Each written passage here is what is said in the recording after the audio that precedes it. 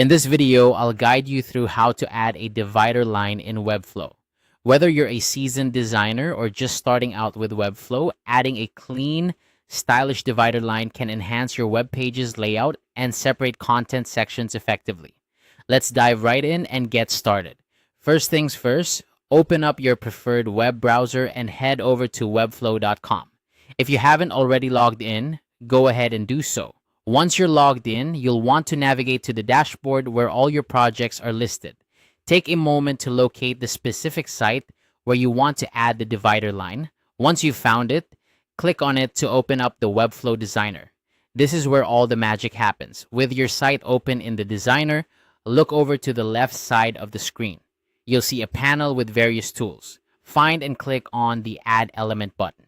This is your gateway to all the components you can use to build your site, and it's the first step in adding a new element like a divider line. Now, in the search bar provided, type in div block.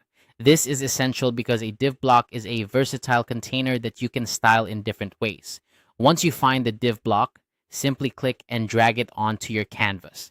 You can place it wherever you want the divider line to appear on your page. As you drop it into place, you'll see your new div block highlighted on the canvas. Next, let's move over to the right side of the Designer, where you'll find the Style panel. This is where you can customize your div block to transform it into a stylish divider line. Scroll through the Style panel until you find the section labeled Borders. Here, you'll be able to define the appearance of your divider. Under Borders, you'll see options to adjust the style, width, and color of the border. For a standard divider line, you'll want to select Solid from the Style options. This choice gives you a clean, unbroken line that works well in most design contexts. Adjust the width and color to suit the overall design of your page. You might want a thin, subtle line or a thicker, more prominent one depending on the look you're going for. And that's it. You've successfully added a divider line to your Webflow site. Remember, the key to a great design is often in the details, so don't hesitate to experiment with different styles and widths until you find the perfect fit for your site.